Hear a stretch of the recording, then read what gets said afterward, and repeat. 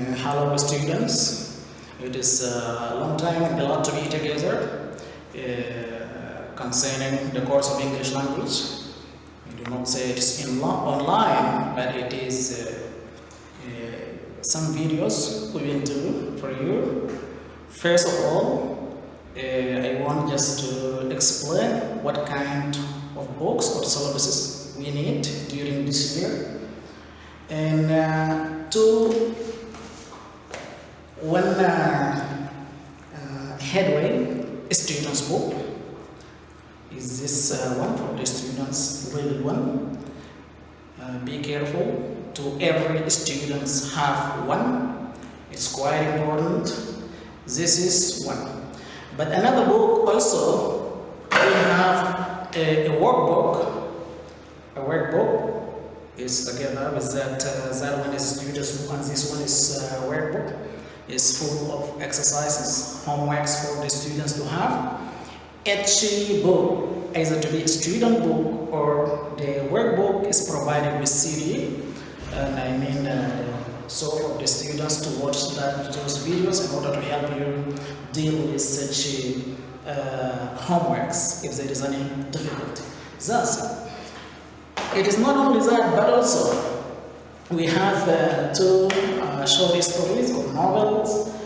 One is The Prisoner of Zinder by Anthony Hall. It's quite important to every student to have one, to have two short stories of novels. One is The Prisoner of Zinder by Anthony Hall, and number two is Oliver Twist. Oliver Twist by Charles Dickens also is very important. Just I'm talking about the short stories that we need for level 1, for the students of level 1. Finally, of the books of English, here is a spine for you. Also for every single student of level 1 to have it, it is a spine book level 4. These four books, I mean the headway book and student book are very important. All of them are quite important. But to begin with, or for the first class, is to start with this one. Today, at the first class, let's start with this one, spine 4. And in this spine 4, the first lesson here. The first lesson here is it. Spine 4 for the students of level 1. Here is the first lesson. Here is the first lesson, the princess and the bee, which is the very beginning of the book. We have to deal with it.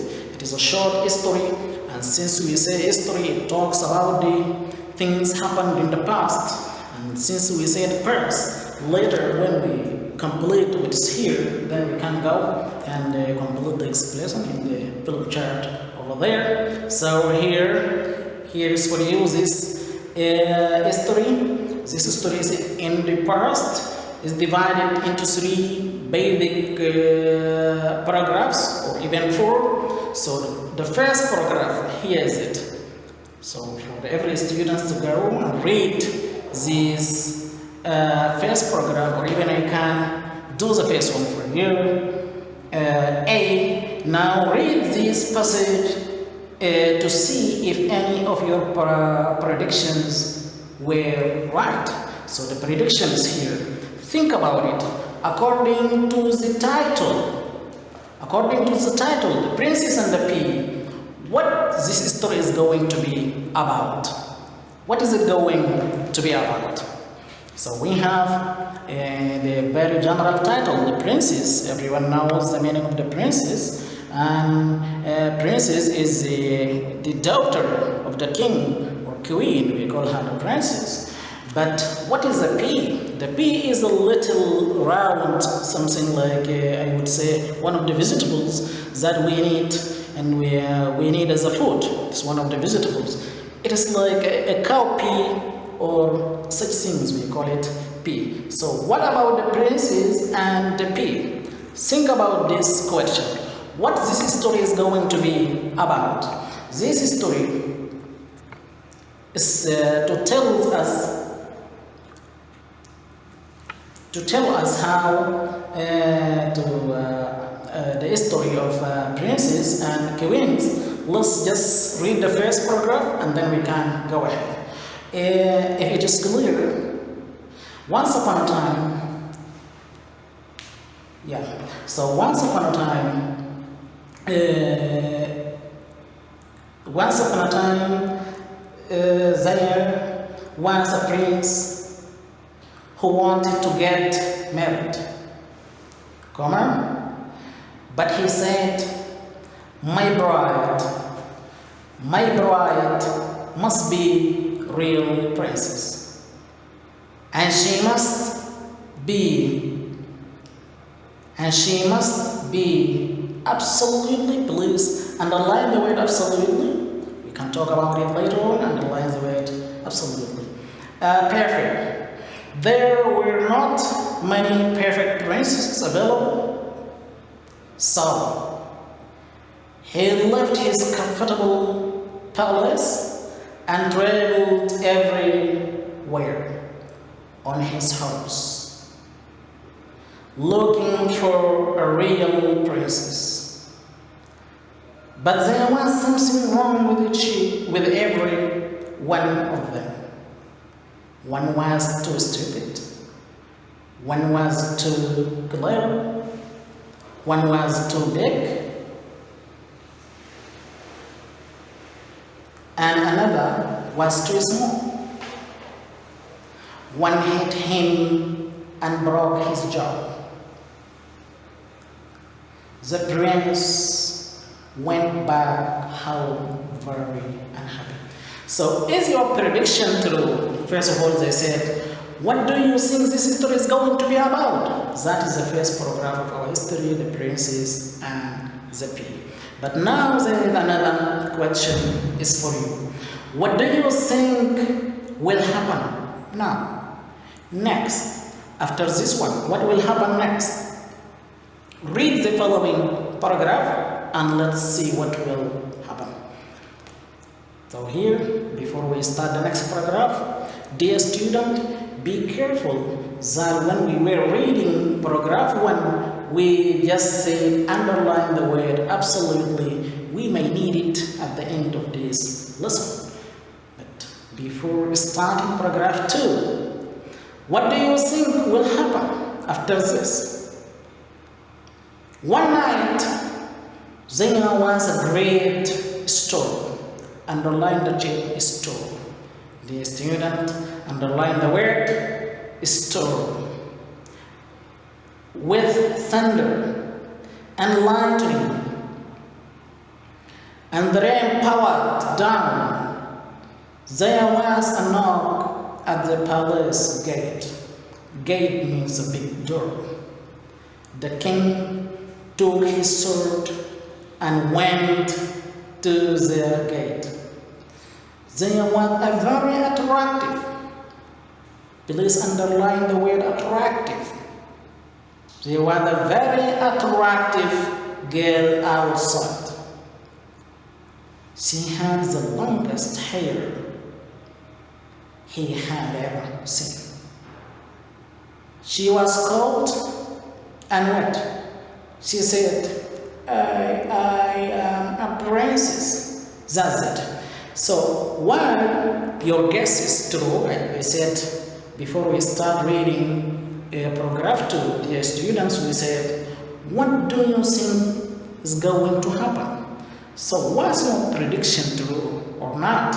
Anyway, please, before we turn the page and go to paragraph 3, dear student, be careful and remember that you underline the word attractive. The word attractive in paragraph 2, we may need it in at the end of this history. Here's it. Let's go ahead. In the page 2, we just find this. Page 2, dear students, paragraph 3. Paragraph 3, what is it going to happen? This is paragraph 3 and that is paragraph 4. In order to complete our history titled The Prince or the Princess and the Pig.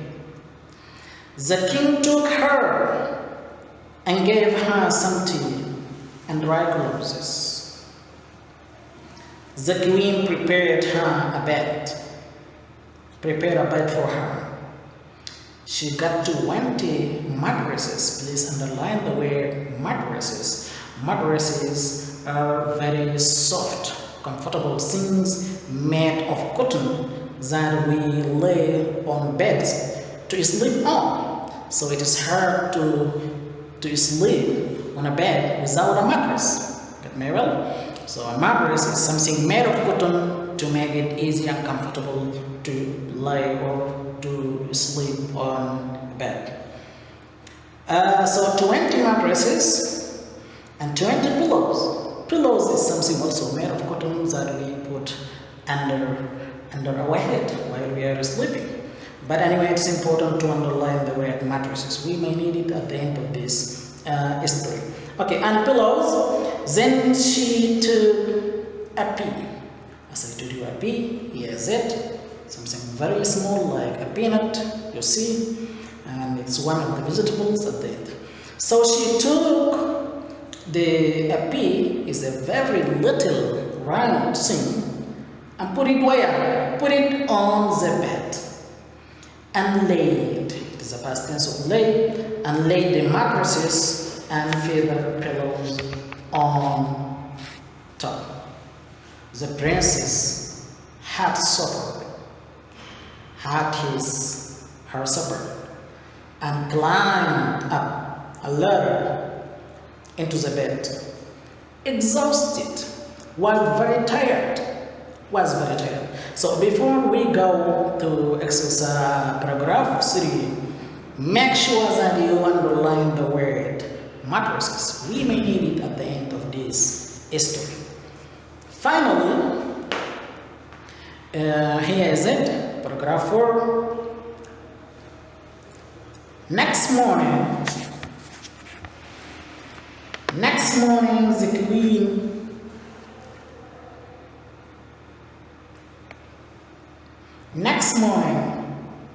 the queen went to see her.